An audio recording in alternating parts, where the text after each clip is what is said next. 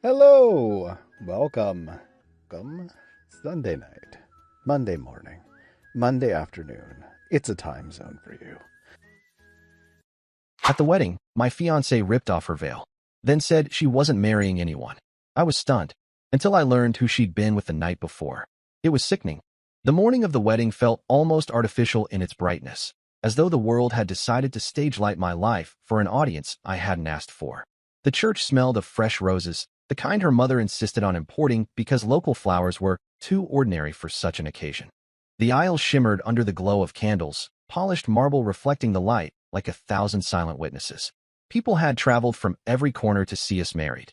Colleagues from work, distant cousins I barely remembered, old teachers who had seen me grow up, and neighbors who knew my family only through polite greetings. The church was filled with chatter and the rustle of expensive fabrics. For weeks, I had been preparing myself for this moment, telling myself that no matter the chaos of planning, it would all be worth it once I saw her walking down the aisle. I stood there with Owen, my best man, steadying my breath, my palms slick with sweat. Owen had been my anchor for years, the one who always knew when to crack a joke or when to let silence be enough. He leaned slightly, whispering something under his breath that I couldn't catch, but the grin on his face told me he thought everything was under control. Then the music shifted. The traditional tune swelled, and all heads turned. She appeared at the far end of the aisle, white gown flowing, veil covering her face. For a second, my nerves settled. The sight of her in that moment was what I thought would erase every sleepless night, every fight over guest lists or flower arrangements. Step by step, she approached, arm locked with her father's. Something in his eyes caught my attention, though. He looked neither proud nor emotional. Instead, there was a heaviness, almost a reluctance, as if each step forward was a burden. I shook the thought away, chalking it up to nerves. After all, weddings make fathers emotional in strange ways. When she finally stood across from me, her hand slipped into mine. I felt the tremor in her fingers, subtle but unmistakable. I told myself it was normal. Brides get nervous, that's what people say. Yet the trembling didn't ease, and her shoulders seemed tense beneath the fabric of her gown. The officiant began the ceremony. Words about love, commitment, and unity drifted through the air, but my attention was fixed on her. I thought I saw her lips move behind the veil, muttering to herself, or maybe just gasping for air. Then it happened, sudden and violent against the serenity of the church. She ripped the veil from her head, fabric tearing as it slipped from her hair. Gasps erupted from the guests. Her face was pale, her eyes wild, not with tears but with a kind of panic that didn't belong to a bride. She stepped back, her gown dragging noisily across the polished floor. Her father reached out, but she pulled away. A wave of whispers flooded the room. Some thought she was fainting, others whispered about cold feet. I froze, unable to move or speak. My chest tightened as though invisible hands were pressing against me. Then, with a voice that cracked under pressure but carried enough strength to pierce the silence, she announced she couldn't marry me. She turned sharply, the train of her dress snagging against a pew, and bolted down the aisle she had just walked moments earlier. The music had stopped. The murmurs had turned into chaos. Owen stepped forward, as if to steady me, but I barely registered it. My family rushed to my side, confusion written on every face. Her mother covered her mouth with her hand, eyes darting around the room, not to me, not to her daughter, but to the guests, as if already calculating the cost of this humiliation. Her father lowered his head, and for a split second I could swear he wasn't surprised. Some guests tried to follow her, but she was gone by the time anyone reached the doors. I stood at the altar, surrounded by flowers, rings, and expectations that had just shattered in front of everyone I knew. My humiliation wasn't private. It was staged for an audience of hundreds. I don't remember how long I stood there, but the next thing I knew, Owen was pulling me aside, telling me to sit down, though his words felt like muffled noise in my ears. People gathered in clusters, whispering.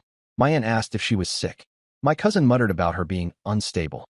Her bridesmaids huddled together, eyes darting nervously, whispering furiously, as though trying to coordinate a story. I noticed Maya, one of her closest friends, fidgeting more than the others. She avoided looking at me directly, her hands trembling as she clutched her bouquet too tightly. She leaned into another bridesmaid's ear, whispering, and the two of them exchanged a look I couldn't interpret but knew was wrong.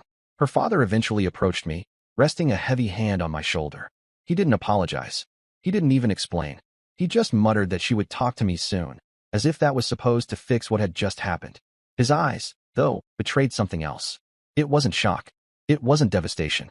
It was resignation, like he had been bracing for this moment. When I asked where she had gone, he shook his head. No answer, no attempt to find her. He simply walked back to his wife, who was busy instructing people to keep their voices down and not make a bigger scene. The longer I stood there, the clearer it became that no one was going to hand me the truth. Not her parents, not her friends, not even the officiant, who awkwardly excused himself and slipped out the side door. Everyone seemed more concerned with controlling appearances than with addressing the fact that the bride had just run from her own wedding. Eventually, the crowd began to thin. Some guests left quietly, others stayed behind, waiting for some explanation that never came. I sat in the side room with Owen, who finally admitted he thought she had been acting strange for weeks. He had brushed it off as wedding stress, the same way I had. But now, his words hinted at something darker he had been afraid to say before. My mind replayed every strange detail from the past month. The late-night texts she wouldn't explain, the sudden mood swings, the nights she claimed she was with her stepbrother helping him get his life together after a breakup. At the time, I thought it was harmless, just her being supportive of family. Now, the weight of those memories pressed down on me. The humiliation burned, but underneath it was a gnawing sense that this wasn't impulsive panic. This was deliberate. She had chosen that moment, with everyone watching, to shatter everything. And the way her father's eyes had looked, the way Maya fidgeted, it told me I wasn't the only one who knew something was wrong. When the church finally emptied, I remained behind, staring at the altar as though the flowers and ribbons would rearrange themselves into an answer. The silence was thick, broken only by the faint rustle of petals falling from bouquets left abandoned on the pews. I realized then that my wedding day wasn't just ruined. It had been hijacked. Something had driven her to run, and I couldn't shake the feeling that everyone else already knew what it was, everyone except me. And that was the moment humiliation gave way to suspicion. The hours after the ceremony collapse bled into a haze of confusion. Guests had scattered, the reception hall stood unused, and the food carefully prepared by caterers began to wilt under the weight of neglect. My phone buzzed relentlessly with calls from family members asking if they should cancel hotel rooms, if the honeymoon was still happening, if I was all right. I silenced every call. I wasn't ready to give anyone answers. That night, lying awake in a bed that should have been ours, I replayed every moment leading up to the disaster. The trembling of her hands, her father's hollow eyes, Maya's guilt-ridden glances, all of it screamed that something more sinister was happening behind the curtain of what was supposed to be a perfect day. My humiliation was only the surface. The real question gnawed at me. What had she done the night before? By morning, I was done sitting in silence. I started with Owen. He had been with me through every stage of this relationship, and if anyone noticed something I hadn't, it would be him. Over breakfast that neither of us touched, he admitted he had seen her stepbrother Caleb lurking around town in the days before the wedding. Supposedly Caleb wasn't even supposed to attend. Work commitments. That was the excuse. Yet Owen swore he had spotted him near a downtown hotel late at night. That was the first crack in the wall of silence. Caleb's absence at the wedding had felt odd. The excuse about work had sounded too convenient. But in the chaos of planning, I hadn't questioned it. Now it burned in my mind. If he had been in town, why hadn't he shown up? Determined, I reached out to the bridesmaids. Most of them dodged my calls, clearly following some unspoken agreement to keep quiet. Only Maya responded, though her voice was clipped and cautious. She claimed they had all been together at the hotel suite reserved for the bridal party, drinking wine and doing last-minute preparations. The story sounded rehearsed, too clean to be real. And when I pressed her for details, what they ate, who left early, her answers stumbled. It didn't take much to realize she was hiding something. The next step came from chance. While walking downtown later that day, I overheard two waitstaff from a restaurant gossiping about a bride in full panic who had stormed out of dinner reservations the night before her wedding. They didn't mention names, but the description of her gown, her hair, even the specific earrings she wore, left no doubt it was her. And the part that twisted my stomach? She hadn't been alone. A man had been with her.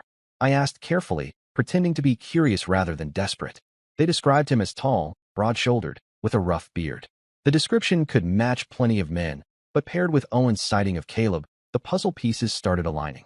My suspicions solidified when I visited the hotel where the bridal suite had been booked. The clerk at the front desk recognized her immediately. With a glance around to ensure his manager wasn't watching, he whispered that she had checked into a separate room under a different reservation, not the suite reserved for the bridesmaids. He remembered because she had come in laughing with a man, clearly tipsy, and had handed over cash instead of using her credit card. That single detail, that she had avoided leaving a digital trail, made it clear this wasn't cold feet or nerves. This had been planned. Owen insisted we go back to the hotel together, that maybe someone else had noticed more. A housekeeper remembered cleaning a room that morning, sheets tangled, minibar empty, and champagne glasses smeared with lipstick. She had seen the man leaving early, tugging his jacket on in a hurry. When I asked her to describe him, her voice caught. The details matched Caleb perfectly. I felt the air drain from my lungs. Even then, I tried to rationalize. Maybe they had just met for comfort. Maybe there had been no intimacy. But deep down I knew. The secrecy, the lies, the deliberate avoidance of leaving evidence. It pointed to something much darker than a late-night talk between siblings. Still, suspicion wasn't enough. I needed proof. I called Maya again, this time more forcefully. She cracked. Her voice trembled as she admitted she hadn't been able to sleep for days, watching her friend spiral into something she couldn't control. She confessed that my fiancé had slipped out of the suite after dinner with the other bridesmaids, claiming she needed air. Hours passed before she returned, makeup smudged, dress wrinkled, hair messy in a way that only intimacy could explain. Maya hadn't confronted her directly, but had pieced together enough to know she hadn't been alone. When I pressed for who, Maya's silence screamed louder than words. Finally, she whispered it was someone I wouldn't want to believe. That was enough. By now, the picture was almost complete, but I refused to stop at rumors and whispers. I needed undeniable evidence. With Owen's help, I tracked down the bar receipt Caleb had signed at a nearby lounge. It was dated the night before the wedding, time-stamped late. His name was there in clear print, the signature his, the charges for champagne and expensive liquor matching the timeline. The truth clawed at me, but still I pursued more. My fiancé's father had to know something. His eyes at the altar hadn't been those of a man blindsided. I visited him, demanding answers. He looked older, wearier than I'd ever seen him. For a long time, he said nothing, just stared into the glass of whiskey in his hand. Finally, he muttered that families carry secrets, and sometimes protecting appearances mattered more than protecting truth. He didn't deny it. He didn't even try. He just warned me to stop digging before I uncovered something I couldn't live with. That warning only sharpened my resolve. The next day, I returned to the hotel with Owen. After a small bribe, the clerk produced security footage. Grainy but unmistakable, it showed her stepping into the elevator with Caleb, her hand brushing his arm, her laugh tilting her head back in a way I recognized all too well. Hours later, the footage showed them leaving together, her leaning against him, his arm around her waist. Watching that screen, I felt my insides turn to ice. It wasn't a stranger. It wasn't a mistake with an old flame. It was her stepbrother, the man who had grown up in the same house, shared family dinners, attended holidays at the same table. The betrayal wasn't just against me. It was against everything their family claimed to stand for. I stumbled out of the hotel, Owen at my side, his face pale as he realized the depth of what we had uncovered. The puzzle wasn't just complete, it was grotesque. Back in my apartment, I spread the evidence across the table. Receipts, Maya's reluctant testimony, the clerk's words, the hotel footage. Each piece screamed the same thing. The woman I was supposed to marry had spent the night before our wedding with her stepbrother, in secret, while her family either looked away or actively worked to cover it up. The humiliation I had felt at the altar now transformed into something sharper, darker. This wasn't about embarrassment anymore. It was about deceit at a level I had never imagined. And I knew one thing with absolute clarity. This story wasn't finished. I thought I had seen enough. The grainy hotel footage burned itself into my mind. The sight of her leaning into Caleb, laughing with the kind of comfort that came only from long familiarity, crushed whatever fragile hope I had left. Yet even with undeniable proof, I couldn't stop digging. It wasn't enough to know. I needed to understand how deep the rot went. The first clue came from Maya. After I confronted her again, she broke more easily this time. She admitted she had caught glimpses of late-night messages on the bride's phone weeks before the wedding. At first, she thought it was harmless banter with an old friend, until she noticed Caleb's name flashing across the screen. When she tried to ask about it, she was brushed off with laughter and told not to worry. But Maya had known. She had known and said nothing. Her guilt was clear, but she wasn't the only one complicit.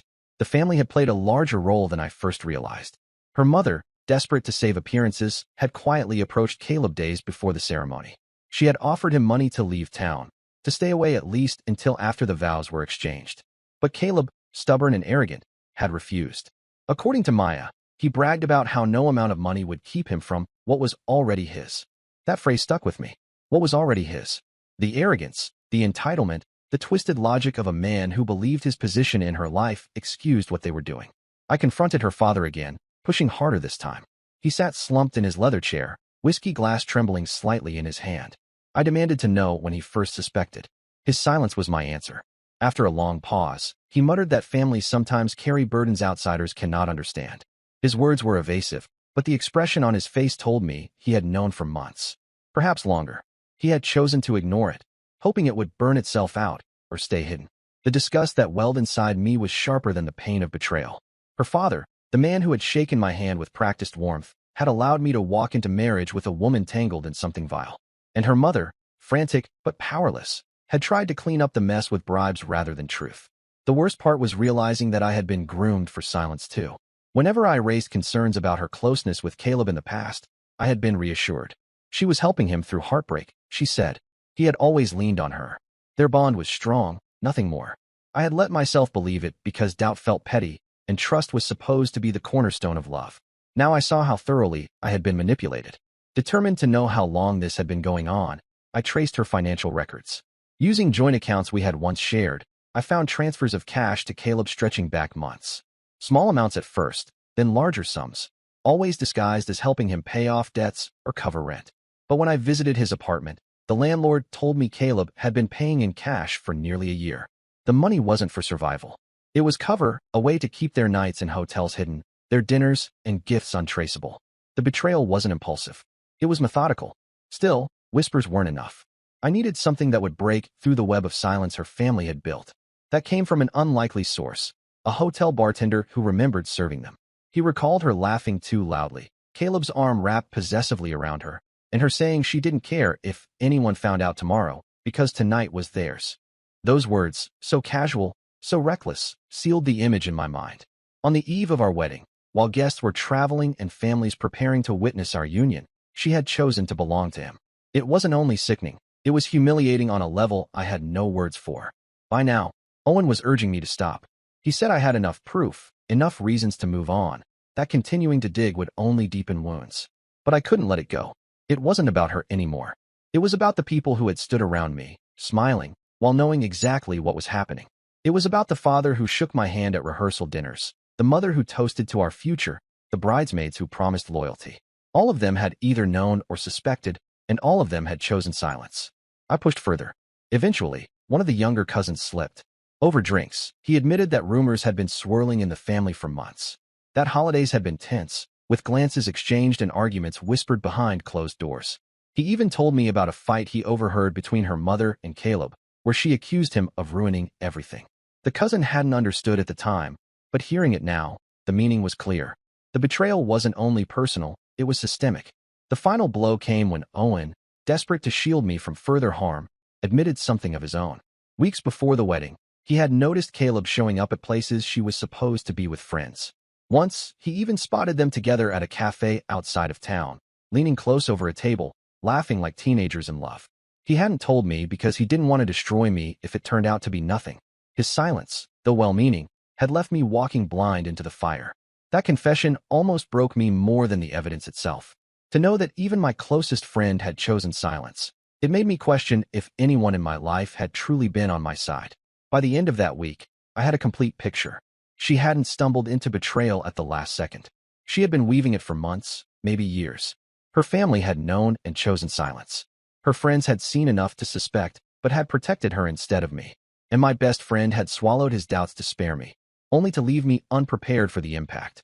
Every step I took, every discovery I made, added weight to a truth I couldn't ignore.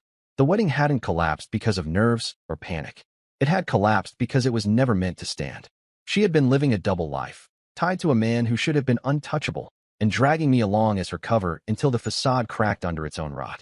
That night, I sat at my kitchen table surrounded by the physical evidence of her betrayal, receipts, testimonies, recordings. The papers blurred as exhaustion set in, but the conclusion was crystal clear. This wasn't just about love lost.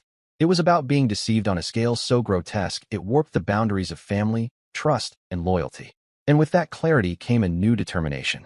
Humiliation was no longer enough. Silence wasn't acceptable. The truth had to come out, not just for me, but for every person who had been lied to, manipulated, and made complicit by omission.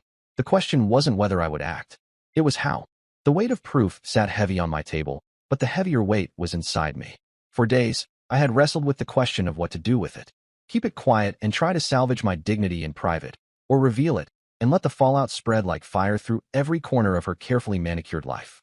Silence tempted me for a moment, but the memory of standing at the altar, humiliated in front of everyone I knew, erased that option. She had chosen public ruin for me. I would give her the same in return. I started with the people closest. I invited Owen over, laying everything out in front of him. Receipts, testimonies, footage. His face hardened as he took it in. He had known pieces, but seeing the entire picture left him silent for a long stretch. Finally, he said what I already knew. The truth had to be shown, and not in whispers. In the same way she had ripped the veil from her head and detonated my life in front of an audience, I would detonate hers. The opportunity came sooner than I expected. Her parents, desperate to control the story, arranged a private gathering with extended family and some of the wedding guests. They wanted to spin it, to soften the humiliation, to paint her collapse as a tragic case of nerves. Invitations went out quietly, but word reached me. They hadn't expected me to show up. I did. When I walked into their house, the air was thick with tension. Glasses clinked, conversations died mid-sentence, and every eye turned toward me. Her mother's smile was tight, her father's jaw set. She wasn't there yet. I didn't waste time. I pulled the hotel footage up on the screen of my laptop and set it on the table where everyone could see. Gasps filled the room. Some turned away immediately, unable to watch. Others leaned forward, horrified. Her uncle muttered something under his breath. Her aunt covered her mouth, and whispers rippled like waves. Then she walked in, perfectly timed to see her own betrayal frozen on the screen. Her face drained of color, the confidence she had worn like armor all her life collapsing in an instant. For the first time since the altar, she looked genuinely afraid. I didn't need to shout. I simply explained what the footage showed, what the receipts proved, what Maya had admitted. The truth was a tide too strong to stop. Every piece fit neatly into place, undeniable and grotesque. Her mother broke down first, sobbing into her hands, realizing the social ruin now attached to her daughter's name. Her father stayed stone-faced, but his silence was louder than any denial. He had known, and now everyone else knew too. The guests left in a rush, muttering, shaking their heads. Within hours, the story spread. Families talk, and this family had given them enough to gossip about for years. By the next morning, her name was whispered in every cafe and workplace. The bride who ran from her own wedding because she had been in bed with her stepbrother the night before. No one could protect her from that. But the consequences didn't stop with her reputation. Caleb's employer, a mid-level government office where image mattered as much as competence, called him in for questioning. When the scandal became public, his position became untenable. He was quietly removed, escorted from the building under the pretense of personal reasons. Word spread quickly that the reasons were anything but personal. He went from respected to disgraced overnight. Her family suffered next. Her parents, once the picture of status and control, found themselves ostracized. Invitations to galas and dinners stopped arriving. Business partners pulled away, unwilling to be associated with the scandal. Even their closest friends turned cold, unwilling to defend what couldn't be defended. The family's name, carefully curated for decades, was now synonymous with shame. As for her, the fallout was brutal. She tried to spin the story, claiming it had been a mistake, a moment of weakness, but the evidence was too strong. People didn't believe her. Friends cut ties. Employers avoided her. Even the bridesmaids who had once shielded her distanced themselves, afraid of being dragged down with her. One final twist came when I discovered she had confided in her younger cousin weeks before the wedding, admitting she wasn't sure she could go through with marrying me. She had hinted that Caleb had been the one she truly wanted all along. That revelation spread just as fast as the footage, turning her image from tragic to monstrous in the eyes of everyone who had once admired her. Through all of this, I kept silent in public, letting the evidence speak. I didn't need to defend myself, didn't need to shout about betrayal. The facts were enough. People drew their own conclusions, and those conclusions left me free of blame while she bore every ounce of the disgrace. Owen remained at my side, though even our friendship bore scars. His silence before the wedding still lingered between us, unspoken but heavy. Yet he proved loyal in the aftermath, helping me sift through the storm, reminding me that survival mattered more than vengeance once the truth had already destroyed her. Still, vengeance had its place. Weeks later, I heard that Caleb had left town, unable to endure the constant stares and whispers. She stayed behind, but not as the woman I had once thought she was. She had become an outcast in her own circles, every whisper a reminder of the night she chose to throw her life away for something unspeakable. As for me, the path forward was strange, almost hollow at first. The future I had built in my mind, marriage, home, family, was gone. But in its place came something sharper, freedom. I no longer lived under the weight of her lies or the manipulation of her family. I walked away not with closure, but with clarity. The final consequence came when her father sought me out, weeks after the scandal had reached its peak. He looked broken, thinner, his confidence stripped. He admitted he had known, that he had hoped it would end quietly, that he had prayed she would come to her senses. He said he hadn't stopped her because he didn't know how, because facing the truth was harder than lying. I listened, but I felt no sympathy. His cowardice had cost me my dignity, my trust, and almost my future. I left him standing there, his apology hanging useless in the air. In the end, the consequences were complete. She had ruined herself, her stepbrother had lost everything, and her family had been dragged down in the wreckage. What remained was the knowledge that sometimes the worst betrayals are not only personal. They are systemic, carried by entire families, shielded by silence until the truth bursts through. The night of the wedding replayed often in my mind, but the image that stayed strongest wasn't her ripping the veil or fleeing down the aisle. It was the moment in that crowded living room, when the footage played and every person who had once shielded her was forced to face the truth. That moment had turned humiliation into vindication. And though scars remained, I knew one thing for certain. I hadn't lost that day. She had. And that's the story. If you're still here, that means you're one of us. So go ahead, hit that subscribe button. I drop new chaos every single day, and trust me, tomorrow's story, it's even worse than this one.